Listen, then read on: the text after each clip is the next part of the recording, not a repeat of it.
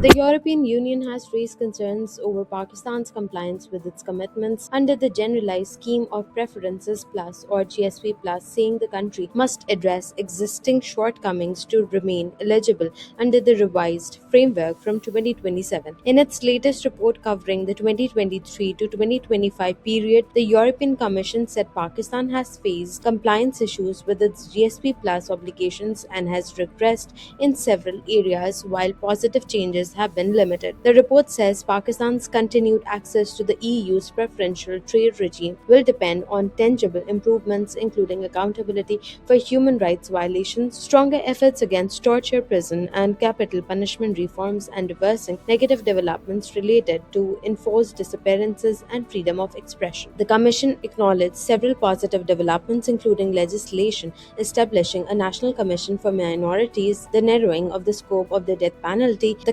continuation of the de facto moratorium on executions, implementing rules under the Anti-Torture Act, the Domestic Violence Bill for Islamabad Capital Territory, and Pakistan's first conviction for marital rape. It also praised the National Commission for Human Rights. However, the report said most progress has been legislative and administrative and has yet to translate into real improvements on the ground. It expressed concerns over enforced disappearances, extrajudicial killings, media freedom, freedom of expression, judicial independence, political rights, discrimination against religious minorities, violence against women and children, child labor, prison overcrowding, and the treatment of Afghan refugees under Pakistan's repatriation program. The report also welcomed Pakistan's efforts to strengthen social protection, advance prison reforms, introduce measures against gender based violence, expand education initiatives, and improve human rights protection mechanisms. Pakistan remains the largest beneficiary of the EU's GSP Plus arrangement. The EU accounted for 28% of Pakistan's total exports,